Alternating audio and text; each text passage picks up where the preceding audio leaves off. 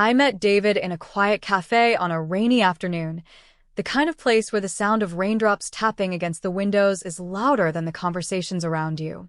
I had been buried in my laptop, typing away on a story I had been working on for weeks, when I felt someone's eyes on me. Glancing up, I saw him standing in front of my table, looking slightly flustered and apologetic. "Sorry," he said with a warm smile, his voice smooth and calm. "I didn't mean to interrupt. Mind if I sit down?" I had never been one for small talk, but something about David made me feel like I could talk to him. Maybe it was his easy confidence or the way his hazel eyes crinkled when he smiled.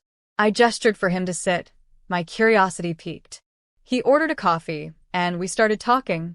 It wasn't anything extraordinary at first, just the usual "what do you do?" and "what's your favorite coffee?"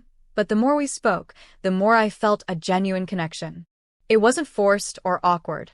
It was like we were already comfortable with each other, like old friends who hadn't seen each other in years. David had a way of making me feel special, even in a room full of strangers. He listened intently when I spoke, his eyes focused on me as though I was the only thing in the world that mattered at that moment. It was refreshing, and I found myself enjoying his company more than I expected. Over the next few weeks, our connection deepened. We spent hours talking over coffee, wandering through the city on lazy afternoons, and exploring new spots for dinner. It was easy with David. Natural, even. He was funny, kind, and seemed genuinely interested in who I was. I had never felt so comfortable with someone so quickly. But as time passed, little things started to change. At first, it was just comments here and there, casual suggestions that seemed harmless enough. "Have you ever tried straightening your hair?" David asked one evening, as we were getting ready to go out for dinner. "I think it would look great on you. You've got such a nice face shape. Straight hair would really highlight it." I was surprised by his observation. I'd always worn my hair naturally curly, and I was proud of it. But David's suggestion wasn't harsh or critical. It was simply an opinion, and I was curious to see how it would look. The next week, he asked if I had ever considered wearing more dresses. "I think you'd look amazing in something like this," he said, showing me a picture of a woman in a floral dress on his phone. "You've got the perfect figure for it." Again, it didn't seem malicious. David had always been complimentary, but it felt like there was something more behind his words. It was almost as if he was imagining me as someone else, someone different from who I actually was. The woman in the picture on his phone wasn't me. She wasn't even close. But I dismissed the thought. Maybe he just wanted to help me find my style. But then came the evening when he showed me a photo of his ex-girlfriend.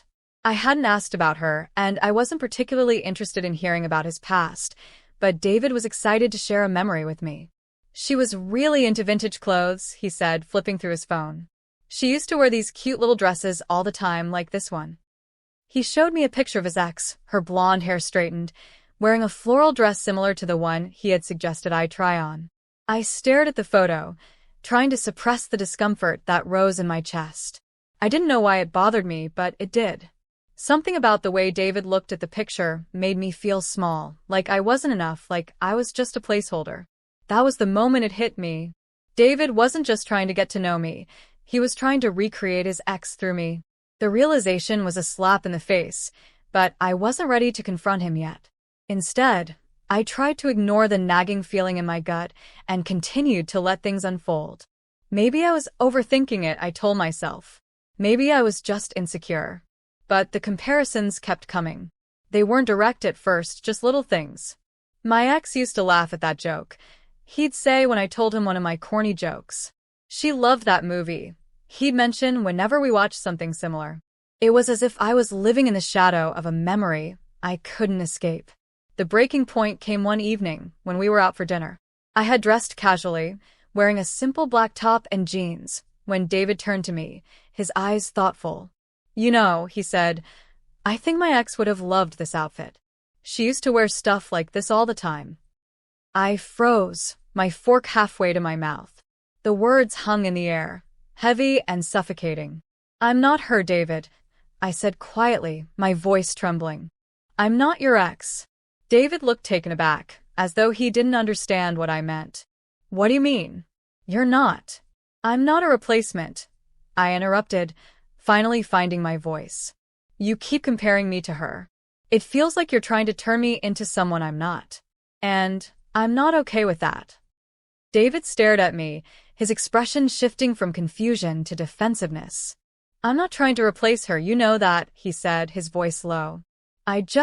Well, she and I had some great memories.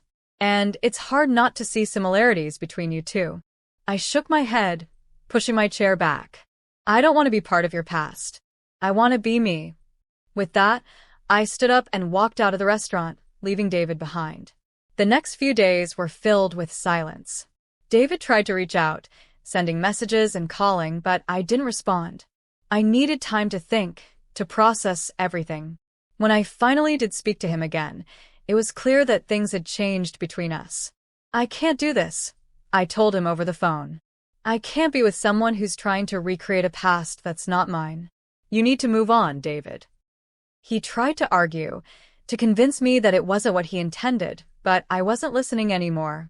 I had finally realized that I deserved to be loved for who I was, not for who someone else had been. And so I walked away. I walked away from the man who had once made me feel special, only to show me that I was never enough. I walked away from the expectations he had placed on me, the image of someone I was never meant to be. And in doing so, I found myself again, stronger, more confident, and unapologetically me. I learned a painful lesson from David, that sometimes the person you're with is not in love with you, but with the idea of you.